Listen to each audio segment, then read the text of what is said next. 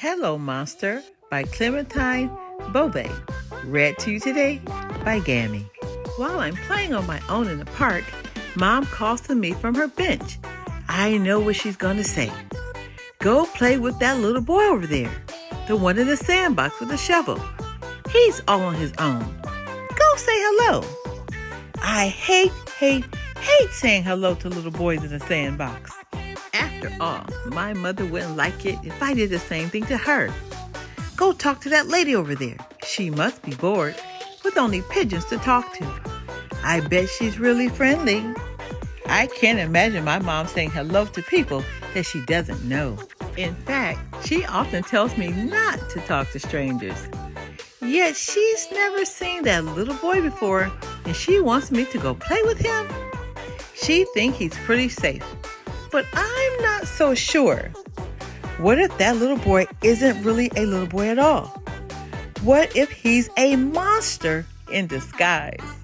What if I say hello to the monster and he pulls me down into his secret cave under the sand?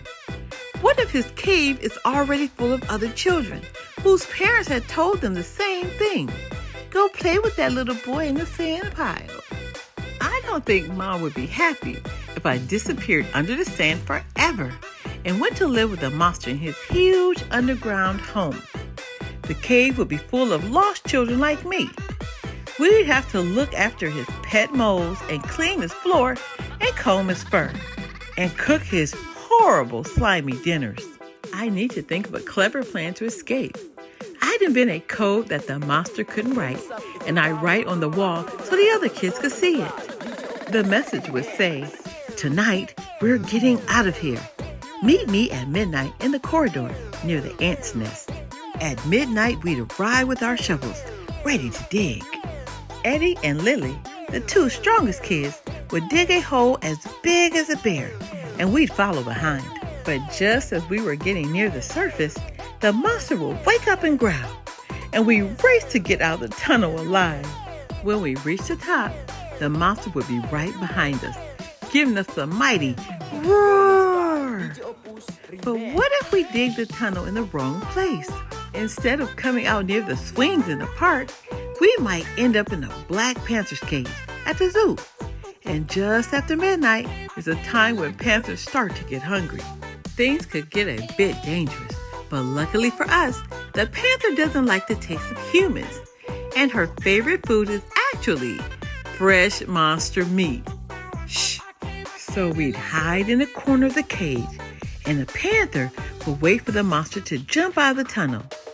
It wouldn't be a pretty sight, but we'd peek between our fingers if we dared. After the panther had finished a huge dinner, she'd spend all night telling us stories about the jungle. We'd feel sorry for her being locked up in the zoo. It's no life for a wild animal. So we'd help her to get out of the cage and find the train station where she could take her first train ride back home to her homeland. Then we'd wander through the streets in the early morning. We'd buy fresh bread rolls to eat and climb up on the rooftops to play with the cats and to watch the sunrise. When we got home, our parents would be so happy to see us. We'd yawn and say, "We're much too tired to go to school today." They feel bad because it was their fault that the monster had kidnapped us in the first place.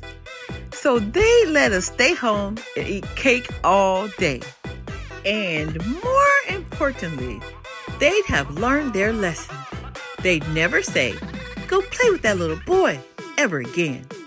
We'd be allowed to play on our own if we wanted to.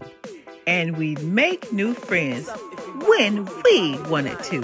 And not just because our parents told us to. Because you never know who you might meet at the park. You could be saying hello to a monster. The end. We have so much more to learn. Be blessed.